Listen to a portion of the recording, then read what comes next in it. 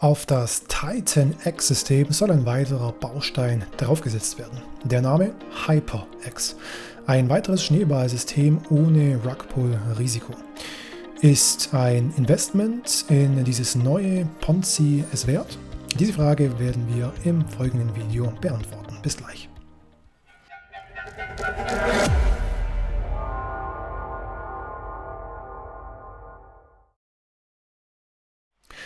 So meine Lieben, herzlich willkommen wieder zu einem neuen Video hier auf unserem Kanal. Das Konzept um Titan X und Dragon X haben wir euch die letzten Monate bereits des Öfteren vorgestellt.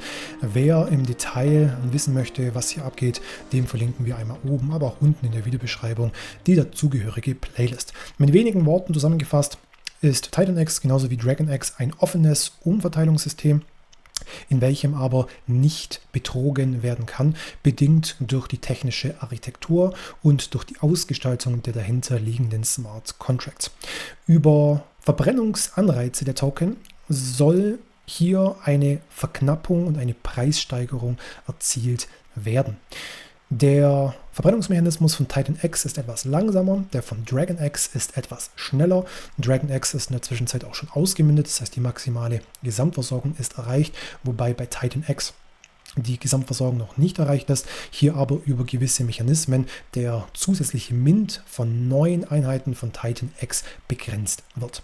HyperX, das neue Projekt auf das neue Ökosystem draufgesetzt, soll die Titan X Verbrennung noch weiter ankurbeln und wir stellen uns heute die Frage, ob es eine Investition wert ist, in HyperX sich zu engagieren, wenn man bereits in Titan X oder in Dragon X investiert ist.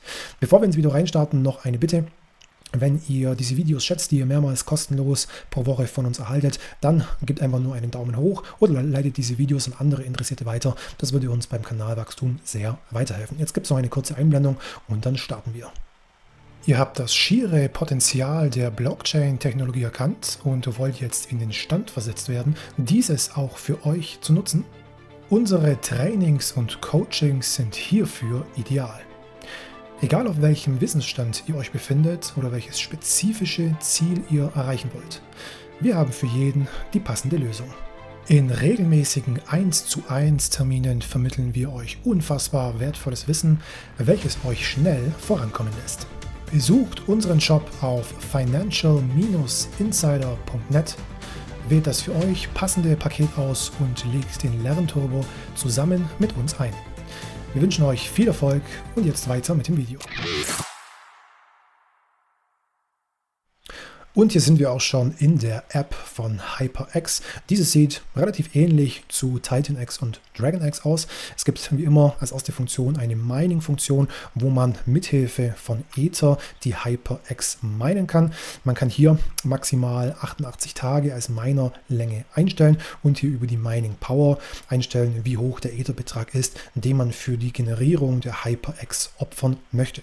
Wie ihr hier in der Zwischenzeit auch seht, ist die Miner-Rendite negativ. Das liegt daran, dass der Preis von dem HyperX logischerweise und ganz normal durch die starke Inflationierung massiv gefallen ist und es in der Zwischenzeit relativ unattraktiv ist oder nicht nur relativ, absolut unattraktiv ist, neue HyperX zu minen, weil der Gegenwert nach 88 Tagen an HyperX um 30% geringer ist als das, was ihr ursprünglich in Ether reingegeben habt. Und somit ist der Preis eine natürliche Ausgleichskomponente für die Intensität des Minings.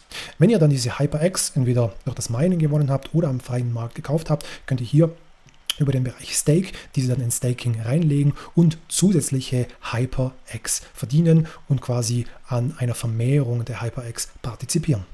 Um das Konzept rund um HyperX, aber auch Titan X und das dazugehörige Ökosystem besser verstehen zu können, müssen wir uns jetzt allerdings erstmal angucken, was denn mit den verwendeten Ether für HyperX überhaupt passiert. Da gehen wir jetzt einfach nach und nach mal zusammen durch. 89% der für das Mining der HyperX verwendet wurden, die werden in den Kauf von Titan X investiert. Das heißt, von einem Ether gehen 0,89 Ether in den Kauf von Titan X über. 70% von diesen hier oben gekauften Titan X, die werden dann in HyperX wieder getauscht. 80% von diesen getauschten HyperX werden dann auch sogleich verbrannt, damit eben ein Deflationsmechanismus bei HyperX auch entsteht. Und 20% von diesen HyperX, die werden als Staking Rewards in einen Smart Contract getan, damit diejenigen, die ihre bestehenden HyperX in Staking geben, von diesen zusätzlichen Renditen partizipieren können. 20% von den hier oben gekauften Titan X, die werden dann ebenfalls verbrannt. Das ist also eine weitere preisstützende oder preistreibende Komponente des Titan X. Und 10% von den Titan X, die hier oben wieder gekauft wurden, gehen in den sogenannten Vortex. Was bedeutet, kommen wir in der nächsten Folie noch darauf zu sprechen.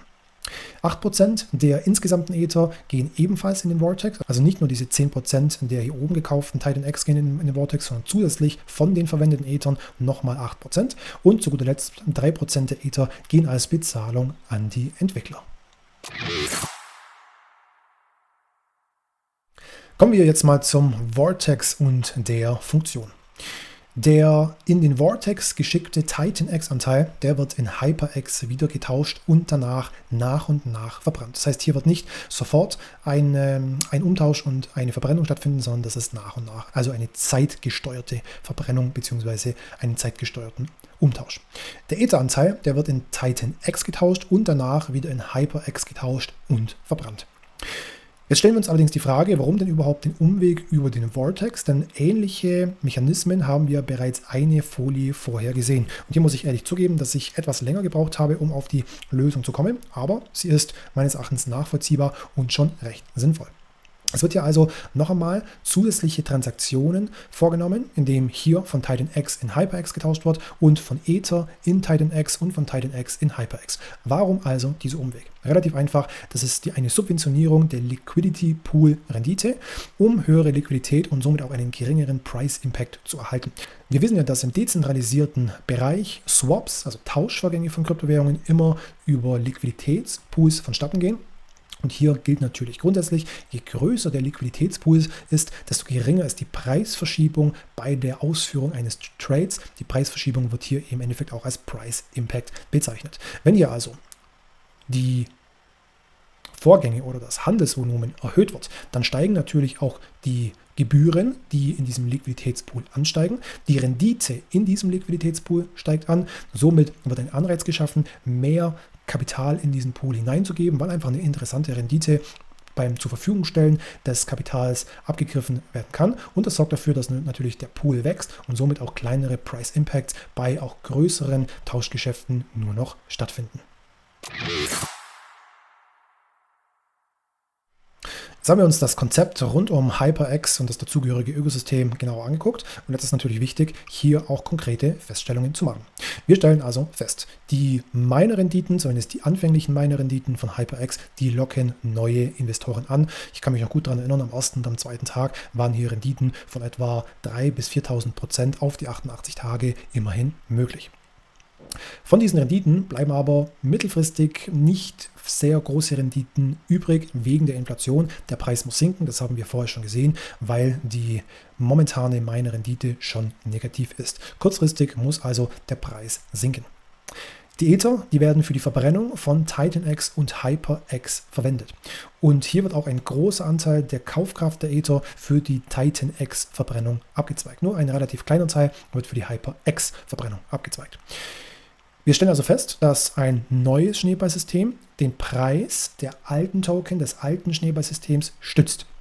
Somit stellen wir auch folgerichtig fest, dass wenn man bereits in Titan X oder Dragon X investiert ist, ein Engagement in HyperX keinen Sinn macht. Warum? Weil wir hier durch ein Engagement nur unsere eigenen Kursgewinne finanzieren würden.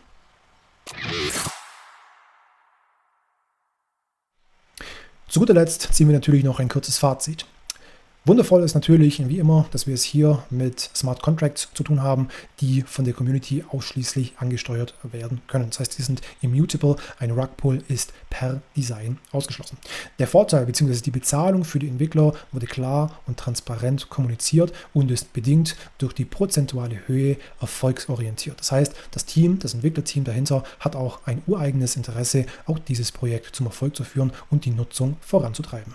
Die Investition in HyperX für Bestandsinvestoren macht relativ wenig Sinn, auch für Neuinvestoren eigentlich nicht allzu viel. Warum? Weil bei TitanX die Miner-Rendite in der Zwischenzeit auch negativ ist. Hier aber im Staking bei TitanX, bitte nicht verwechseln, bei TitanX Ether ausgeschüttet werden und hier die Staking-Renditen momentan sogar im dreistelligen Bereich sind. Das heißt, bevor hier ins Mining von HyperX oder ins Staking von HyperX investiert wird, macht es momentan zumindest bei dem aktuell günstigen TitanX-Preis mehr Sinn, sich TitanX zu kaufen und ins Staking zu legen, weil man hier relativ schnell Return on Investment ist. Die DragonX sind ebenfalls sehr, sehr günstig momentan zu haben, sind in der Zwischenzeit auch schon ausgemintet, das heißt, die maximale Gesamtversorgung ist erreicht und der Verbrennungsmechanismus kommt jetzt erst so richtig zum Tragen und ich bin gespannt, wo das die nächsten Monate noch so hingehen wird. Ja, das soll es an dieser Stelle auch wieder gewesen sein. Ein weiteres Video rund um das TitanX-Ökosystem, welches uns massiv fasziniert, denn es sind viele, viele interessante Mechanismen eingebettet, die eigentlich dazu führen sollten, dass der ein oder andere Token, gerade TitanX, aber auch DragonX, in der Zukunft eigentlich explodieren sollte. Wenn euch das Video gefallen hat, lasst gerne einen Daumen hoch da. Wir sagen danke für eure Aufmerksamkeit, bis zum nächsten Video und ciao.